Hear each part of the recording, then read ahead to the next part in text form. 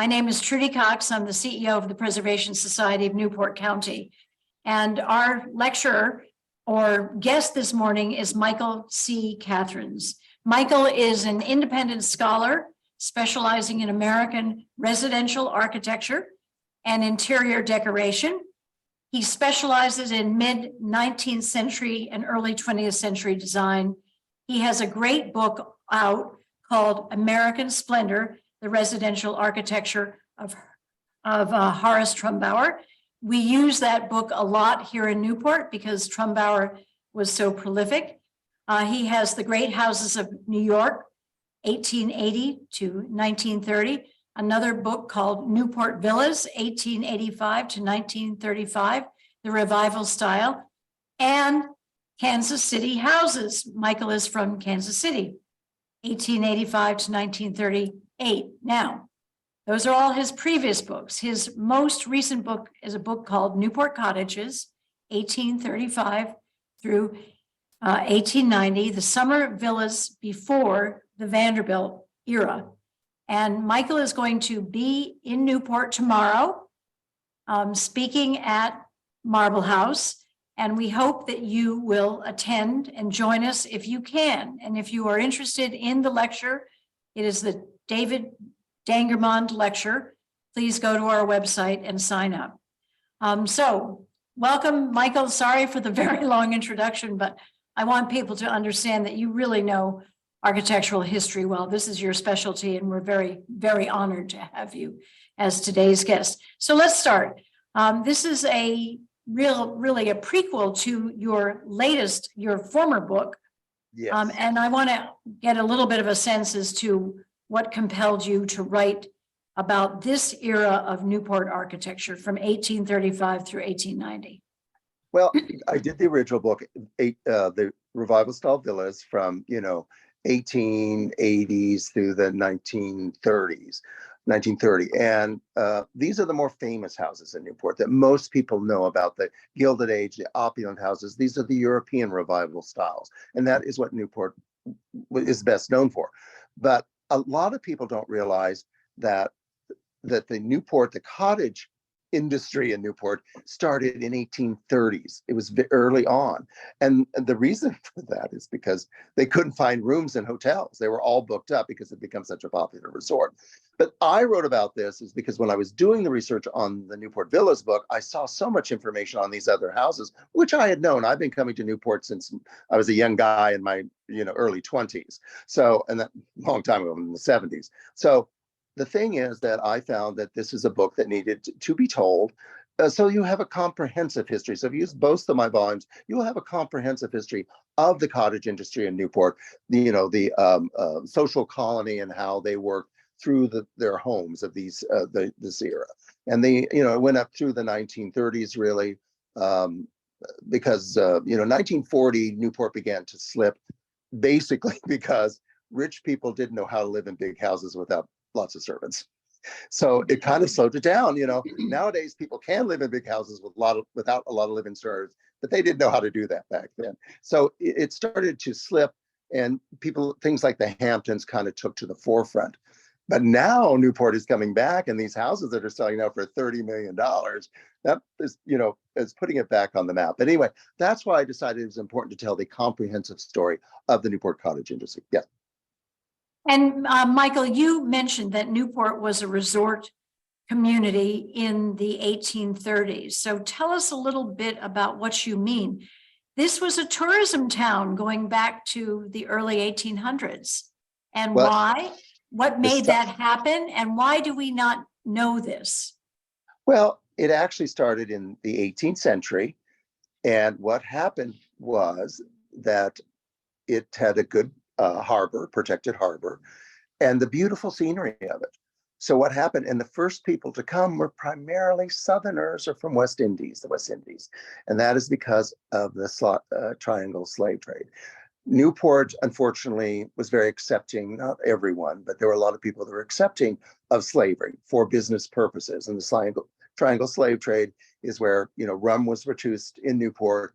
then a lot of that rum was sent overseas to buy slaves in Africa, and then they came back to the West Indies and the southern points of the South, where they were raising sugar. So that was this triangle slave trade. So that created, and people became, enamored of it, and the town became very effective. And the reason Southern families came is because the families wanted to get away from the diseases of the South, which they could die from, like typhoid and things. So that's why they began coming to the North to do that. And, the whole thing about Newport is the interesting history of Newport. One of them is because it was a royalist town during the Revolution. All the businesses mostly had left. The big businesses had left during that time period and moved off to Providence or Boston or other areas. So after the American Revolution, Newport became kind of just a backwater town. And the thing that they had going for it was the beautiful scenery. I mean, it was magnificently beautiful. And so that's why people first started, wanted to come to it after the Civil War. And after the Civil War, more and more Northern families came. But Northern families came before and intermarried with the Southern families, because remember, all the cotton mills making fabric in the North needed the cheap cotton from the South. So there was a connection between the families, and they intermarried. And so that's why it all kind of coalesced into this summer colony where people from the North also came, because the Southern aristocracy, a lot of people wanted to identify with them. And they created a polite society, I think, back then. So it's interesting early on, and we'll maybe talk about it later, is that the social structuring of it was that it was all about sea bathing, horseback riding, hiking. It was outdoor sports. And the biggest meal of the day was the midday noon meal. That was the big social meal. And then they may have little, dances in the afternoon. And then they'd have a supper, but that was just a prelude to an early night's rest, because people just didn't do it. And then, of course, got more formal as time went on. Did I answer your question? I don't know, I'm rambling. Well, yes, you answered many questions. Every question that I was going to ask. But so you've mentioned in your book that actually the British occupation of Newport during the Revolution was a blessing in many ways for Newport. I'm not really sure I understand that. Well, it means that it wasn't a blessing for the people who lived in Newport. So I'm not saying that, but as an historian, it was a blessing, because Newport was a powerful business town.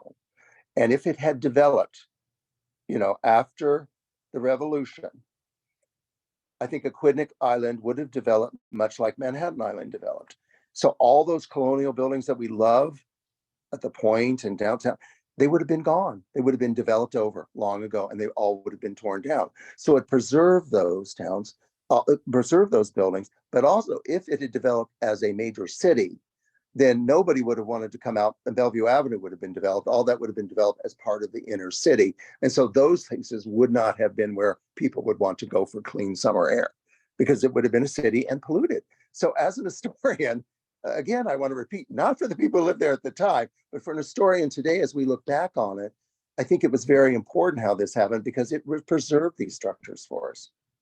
So I'm sorry, you're saying, so you're trying to explain what Aquidneck Island as a whole might look like today. So you're saying it would have been a heavily developed area? Like Manhattan Island, absolutely, in New York. Absolutely, it would have developed that way as a city. So, it would have had the sprawl of Providence, or maybe even become bigger than New York. Who knows what would have happened? But there wouldn't be any summer resort in Newport in the 18th, 19th, 20th century, 21st century. There just would have not been, because it would have developed like a city. So therefore, all the pollution and dirt and stuff, people wouldn't have gone there for the summer, rituals, social rituals, if it had developed as a city, because the air wouldn't have been clean. That was the reason people wanted to get away from cities in the summer, with industrialization particularly, because the air was dirty. The cities were dirty. They wanted someplace beautiful to go to. And Newport hasn't Newport been referred to as Newport Hospital or something like that, or the Hospital of the North, or as a place where people could escape and really get well if they were not feeling well because of the air. It was a Because resort. they're, yeah. Yeah, go ahead. I'm sorry. Go ahead. Finish what you're No, saying. well, because of the lack of disease that the southern climates were fostering.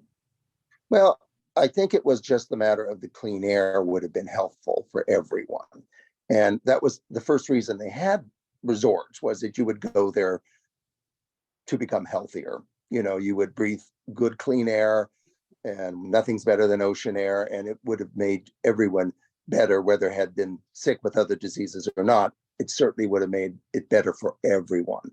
And in Newport, again, because of the natural scenery, the beautiful protected harbor, it was a natural to become what later became the queen of resorts. You know, I like to say this is that, you know, like Lenox, Massachusetts became the inland Newport, and these other things, other resorts wanted to identify with Newport, but Newport was Newport. It was at the top of the list, and it wasn't compared to anyone. It was the main resort in the United States at that time.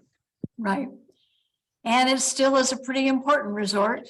It is still a majorly important resort as far as the harbor. Still got the best, one of the best, if not the best, in the Northeast harbor for recreational, events and sports. And then the scenery, the walking. I mean, you know, you could still do the hiking, and I go to Satchwas Point, which is of course out in Middletown. Gorgeous place to walk right on the ocean. That makes it so much different than other resorts. Yeah. Is that you're able to be right on the water, whether it be cliff walk or it's Satchwas Point, but you can, because of laws that they had set up originally, that I'm paraphrasing here, but the toilers of the sea, meaning fishermen, have access to the sea. So, you know, there were a lot of people in the Gilded Age, particularly, that wanted to close off cliff walk, you know, put fences and walls up and stuff. But the populace just tore the walls down and threw them in the sea. And then the state finally said, no, they have access to it. So that's when the state owners started building berms and shrubberies to have more privacy. But, you know, they still had to let the masses walk on next to the water. Well, I think anybody who's listening to this radio show would say, if you ever want to clear your head, all you have to do is head for cliff walk, and even a mile, and you'll feel 25 years younger and happier. There is something about that walk and the beauty of the walk and the wonderful breeze that exists here in the city. Health.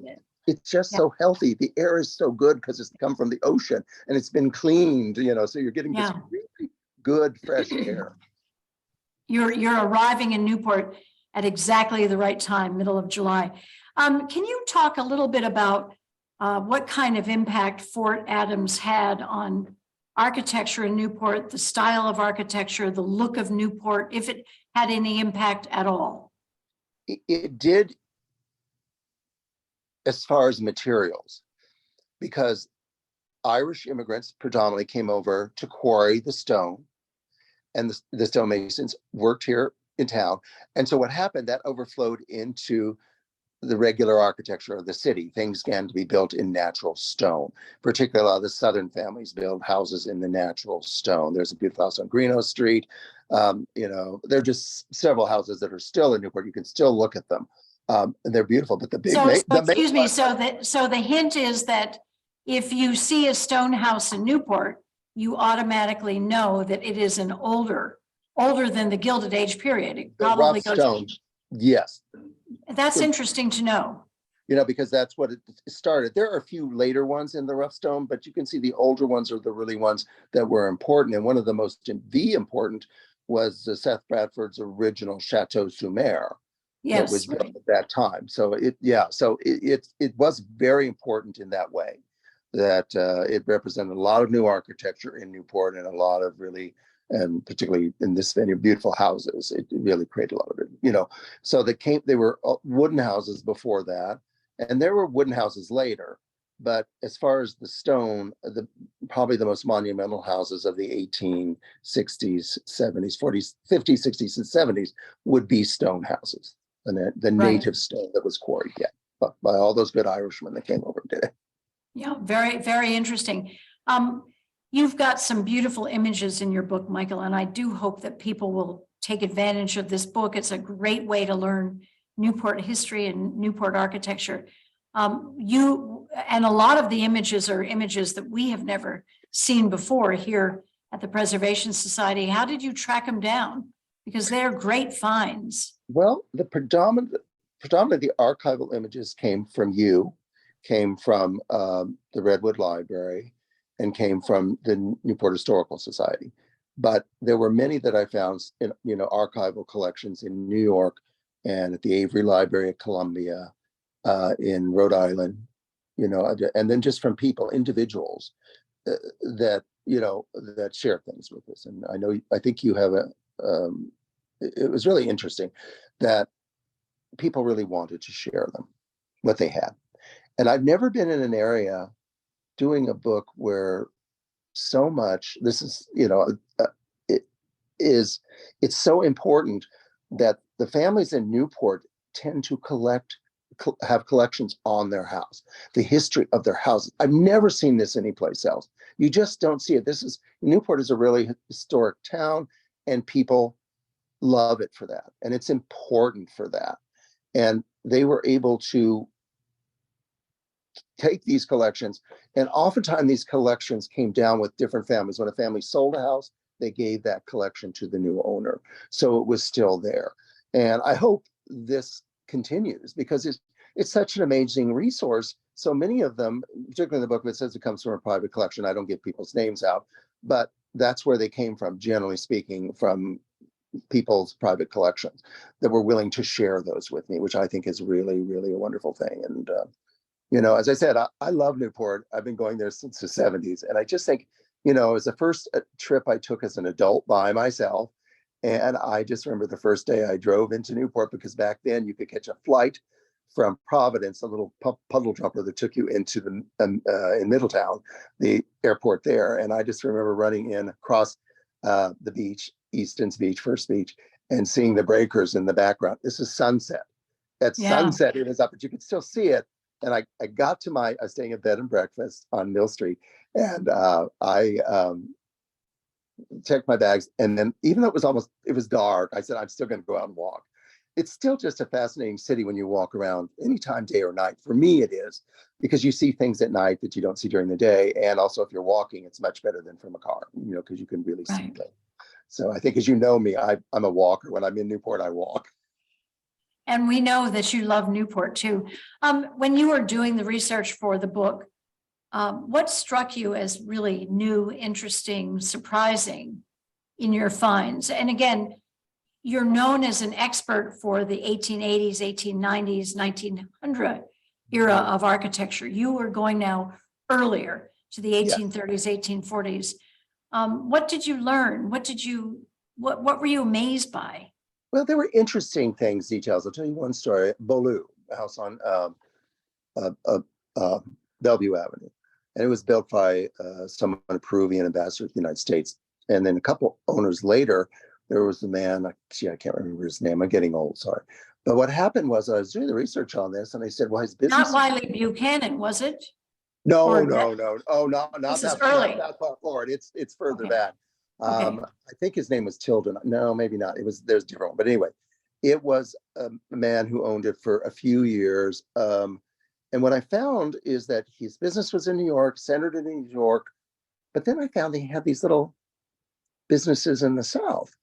And I was trying to figure, well, what's that all about, And then come to find out that he made cheap cotton cloth for slave clothing. And so that's why I had these outlets in the South. And that really surprised me a lot, because I just didn't expect that. I didn't expect the connection. We all get the connection before the Civil War, right?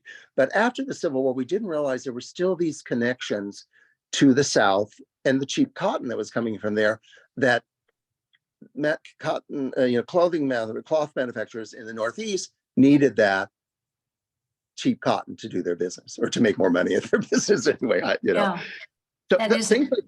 go ahead. No, that's just very interesting. When you look at your entire book, I think I know the answer if you're talking about your later books.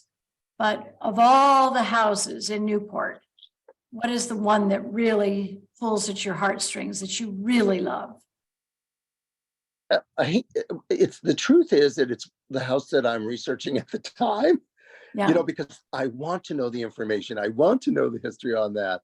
I mean, there are homes that, I love. I'm a big Horace Trumbauer fan. For the later ones, I'm, classical. I like his work very much. But, the earlier houses have a different ambiance to it. And the thing about the houses built between 1835 and 1890, there were more of them built in that era than in the later era, the revival era houses. So there's a lot more houses there that you go through. And, some of them are, they're okay, but they're not great. But there's some really great houses in Newport that were built. And a lot of them were, by architects who came in from New York and Boston, et cetera, noted nationally at the time as being great architects. But then there were other architects just from Newport, like what is it? George Chapman Mason and his son, huge, architect. And so it was like, and then Dudley Newton is one of my favorites. I like his work. His subtlety is just amazing. And I happen, because everyone knows McKimmey and White and the shingle style houses, right? So that's a big deal. But he did one house for the Spencer family, and it's every bit as good as any of the McKimmey and White houses. And he's a local architect that trained here. So, and I think this is these artists, I think, are getting short shift, that we don't give them the due that they're really entitled to. George Chapman Mason, in some ways, was one of the first major architects to do summer cottages in Newport, create summer cottages for these people. And they were amazing for their day. They were luxurious for their day. I remember walking through the Kathrens area with John Church, and John, he used to be a architectural historian at Newport. And we were walking through it. He said, in any other town, this would be the historic district of any town. But then you can't, you just can't compete with some of the big houses out south, the big classical houses and the European revival style houses. But the difference is, in this book, I wanted people to understand and slow down and really look at these houses for what they are and the quality of this work. And they are amazing houses. And again, we kind of do that, but I think everyone that I know, and they really are a lot of architectural people, they drive through Newport, and it's not just the big houses they want to see. They want to drive through the environment. So you see the other houses here, and you realize that this was a very important summer colony that were in Newport. I mean, the most important people in the country summered there, right. And some of the wealthiest for sure. But it was really interesting. I mean, I don't know. Again, it's part of the Newport story, and I thought this needed to be told. And again, you have to slow down a little bit. You slow down and then look at these things and say, wow, these are actually pretty good. Well, that architect was really important, So it's like that we learn these things. And again, that's why I just feel it's important. So is there a section of Newport, if one wants to really be immersed in the 1830s to 1880 period of architectural history in Newport, where one would really benefit by taking slow walks in the neighborhood? Well, I think the Kathrens area is the most well preserved of them, because when you go out south, Bellevue Avenue and stuff, so many of the old houses were torn down to build the later grander houses. They would tear down 2 houses, sometimes 3, and build one large estate there. So it's missing that. So when you go out south, you're seeing the mix, all the whole era.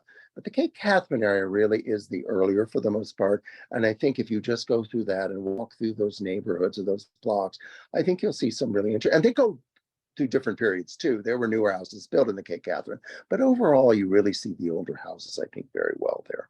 They sit in it, and it's more compact.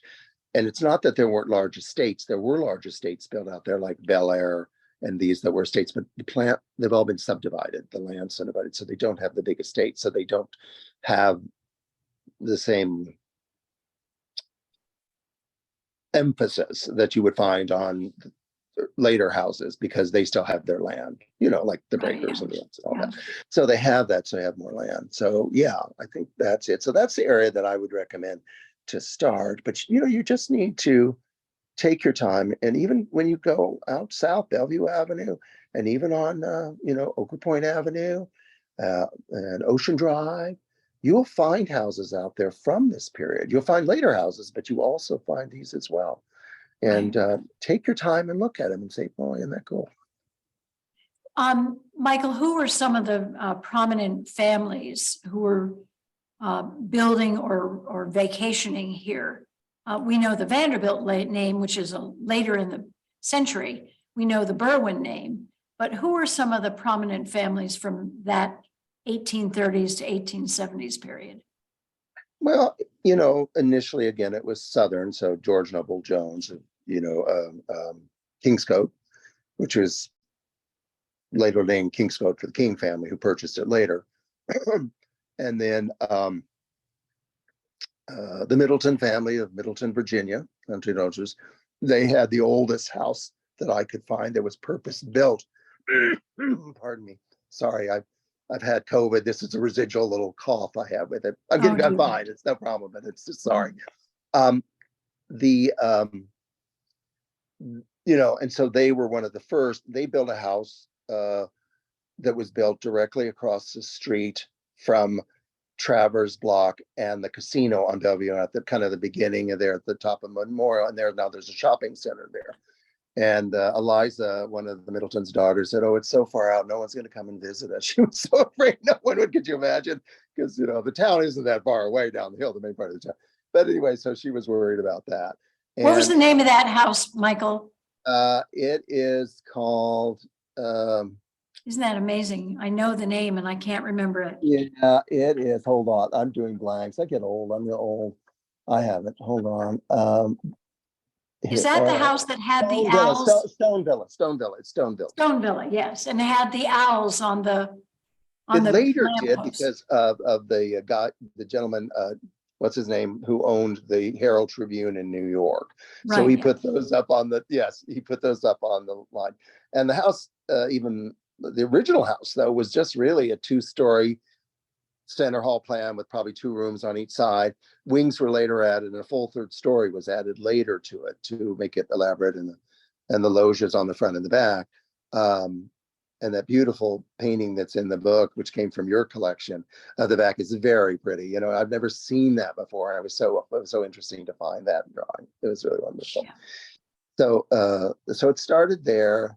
But you know what's really funny about this is that when Newport was developing, so that was 1835, then a decade later, the George Noble Jones were doing theirs, which is now Kingscote. But almost as their house was completed, the big Ocean House Hotel across the street was going up, where that shopping center is now. That was the Ocean House Hotel, and it burned after the first year, but it had done so well, they rebuilt it and enlarged it into more of a Gothic style. But you'd think they would kind of be angry that this big hotel was going up across the street, but I don't think they were. It seemed to me from the letters I found, because it looked to me like they were enjoying being the center of the social scene, and those big hotels, that and the Atlantic House, where the is it the Elks Club there on the corner Yeah. of across Yeah. from Turo Park on Bellevue Avenue. They seem to like it because that's when they started having more formal events. You know, Yeah. so No hotels were being built in the town part of Newport, in the waterfront area. no, none that I can found. There were guest houses, people that used houses, and there was a lot of that. So people would either rent out rooms in their houses or would vacate their houses for the summer for a lot of money. And so no, but there were like the Fillmore on oh God, what street is that? It's still there. There are 2 buildings there, and it was the Fillmore Hotel, and they were smaller hotels, so they were definitely not grand hotels. But they started building them, and that was simply because there was no room in the inn. People would try to get rooms, and there were no rooms in Newport. And that was the main reason, I think, that they started building individual houses. If you own your house, you always have a place to stay, you know, and they didn't have that before, because I've seen all these letters of all these people. They said, we can't find a place to stay. It's horrible. So I think that And what were the hotel rates? That is a common problem to to today. It's very hard to Well, get a I hotel have room, to, but it's very expensive today. And I don't know if it was at that period a very expensive city to vacation in. I think for the average person, they would be expensive. And it could have been $15 a night or something in those early hotels. And that would have been a lot of money at that time, where most people couldn't have afforded to stay there. Later on, as people began to, when it became really socially acceptable, if you want to be a player in Newport society, you had to have your own house, right? So these hotels started to cater to the booming middle class market. There was a booming middle class market of people who could travel. It was really quite easy to get to Newport from, say, New York. You took a boat one night, you were going to sleep on it. You woke up the next morning, you were in Newport. And so you could do that in trains from Boston and Providence. So it was relatively easy to get there, and it started catering to them. And so there was only one hotel. It was the Munchinger King House. And it's a building that still stands, but that was the only socially acceptable hotel in Newport. And it was usually by bachelors who stayed there. Well-connected social bachelors. That was the main, not all, there were other people that stayed there, but they all were socially well-connected. So you didn't get a room there unless you were socially connected. So that was really funny. So after the big hotels became less fashionable, that's where you stayed if you were social Newport, So it was really funny. And and then you look at the Viking Hotel. When you look at the old rooms in it, it was always built for middle-class people. Those rooms are small in the old part of the building. It was built for middle-class tourists, so that was it. And another thing happened is that the Spouting Rock Beach Association and those people because those people wanted privacy, because the main beach was so overcrowded with middle-class tourists that they didn't want to be there with them.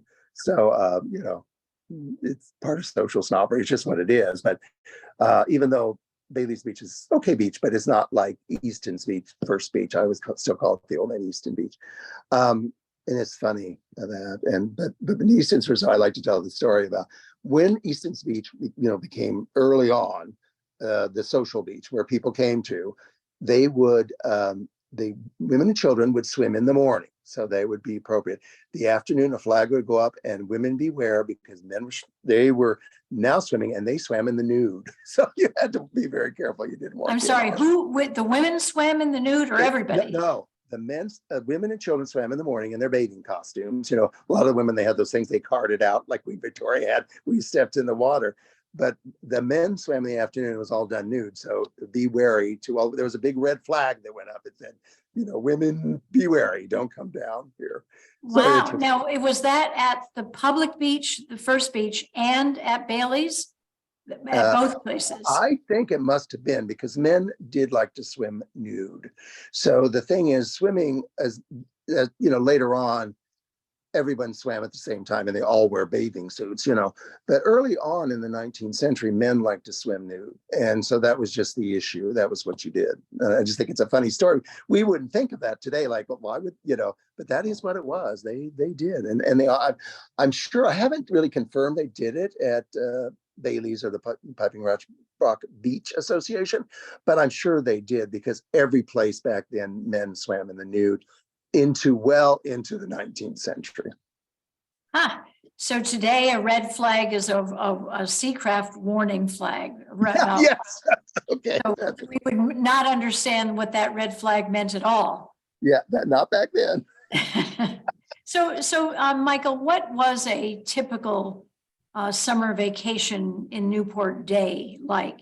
You've given us a little bit of a sense. Women were swimming in the morning, but how did people spend their day? And you talked about the big lunches, and I want to know what they ate and everything that you learned in your architectural studies. Well, it's basically, early on, it was a very simple life. People came there for the air, to ride in carriages, horseback riding.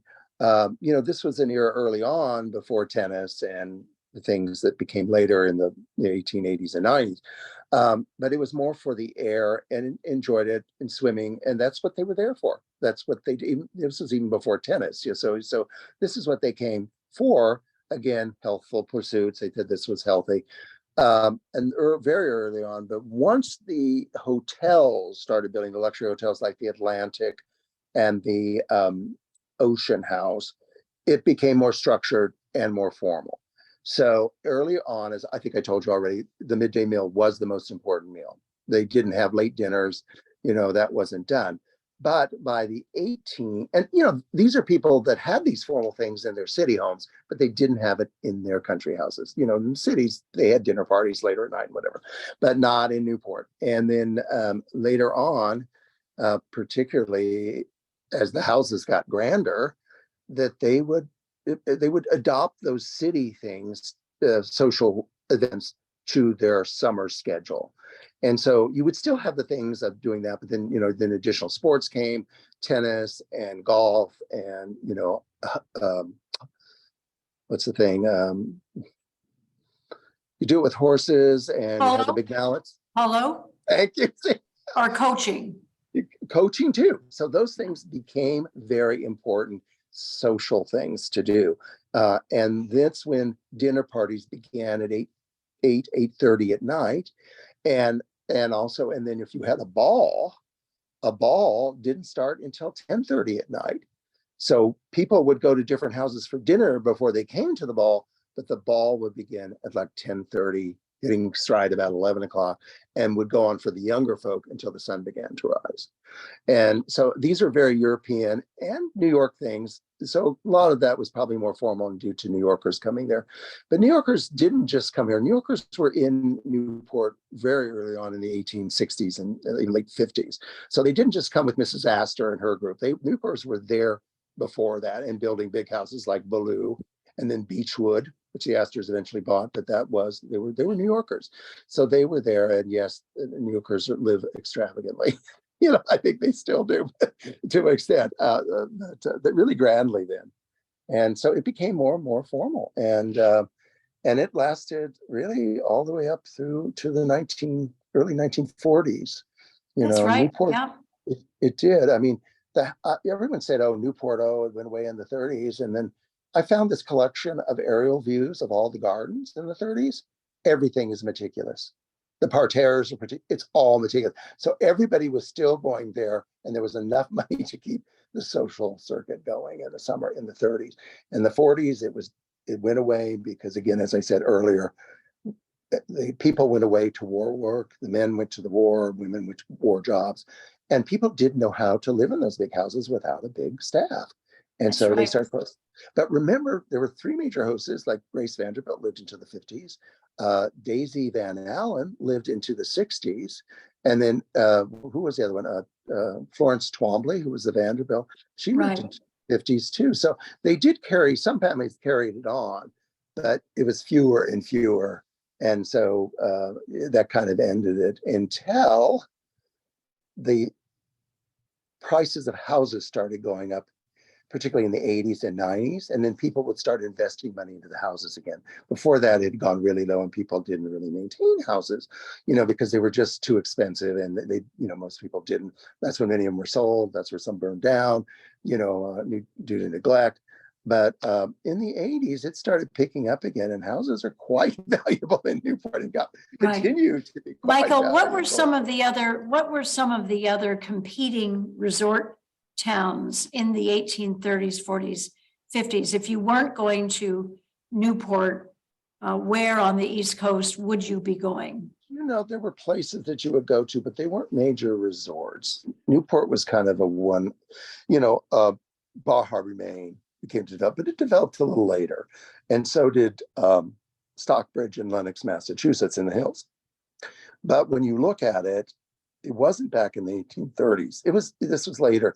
These were, a few decades later when they developed. There was no one like Newport. And that was also because the Southern families came there to get away from death, malaria. So they came there, and they're the ones who really instigated the social group there in Newport. According to my research, that's what I'm finding. And I'm not finding that these other ones were big until later. Now, they did grow. They never reached the level of Newport as far as socially. Newport was it until the Second World War. And they did develop, like Bar Harbor, Maine, and those areas up in Maine. People did continue to have a little more simpler style. They didn't have the more elaborate styles. But when you went to Stockbridge and Lennox in Massachusetts, you see really big houses being built there too. But that was much later. That was in the 1890s and early Right, yeah. 1900s. So it's a different thing. There wasn't, from my research, I can't find anything comparable in the 1830s, 1840s to Newport. That's really interesting. I think it makes the book even that more special. I think because we're coming to an end, and I'd love to hear your observations, Michael, about preservation in general, and the fact that Newport is a beautiful city, but we have lost a lot of houses. And there's always the potential that more could be lost. We sometimes take it for granted that it'll always be like this, but life doesn't work that way. So what's your warning, if you would, to anyone who's listening? If you like this city, what must you pay attention to, care about? You must care about the details. There are going to be houses that are going to be lost. Stoner Lodge, Noreen Drexel's house burned to the ground. They were working on it. The house was valuable. Unfortunately, there was a fire. These old houses, they are tinderboxes. So you have to be very diligent. The contractors have to be very diligent. And I'm not saying those contractors weren't. They may have been. It just was a fluke fire and terrible to lose your house. But you have to be really careful about what you're doing and saying. And I know that we've worked on, remember the gates and walls and fences? We tried to work on that. Right. Because, so somebody bought Miramar and says, well, I just want to sell this fence. They can legally do that and take it away. So you need to be careful. You always have to be diligent, and be careful of overdevelopment. You don't want it to be overdeveloped. You want it to be good, and things need to fit in. And I think Newport overall has done a really good job with that. When I see things being built now, very rarely do I see a building that doesn't seem to fit. You need to fit in because it's part of this woven architectural establishments whatever. But it's just really good that we take care of that. It's very important that we do that. And again, Newport is really pretty good about this. There are some things that I don't want to get into that I don't like so well. But overall, I think the city does a good job of doing. They have to realize that people aren't coming to just see the breakers or the elms. That's right. They are driving around the neighborhood. They want to see the house. They want to look down the drives at those houses, see those houses. Well, this is exactly, you're making the greatest speech really for the Preservation Society. We're coming to an end, unfortunately, because I hope that we are instilling in people a respect for history and a respect for old buildings, and the fact that they're not there just because they're there. They're there because people are taking care of them. Michael, we are looking forward to seeing you tomorrow night. It is going to be a fantastic lecture. If you have not yet signed up, please do so. 6 o'clock, Marble House. The date is July 13th, and we would love to have anybody who's listening to the radio show come and join us tomorrow night. So thank you, Michael.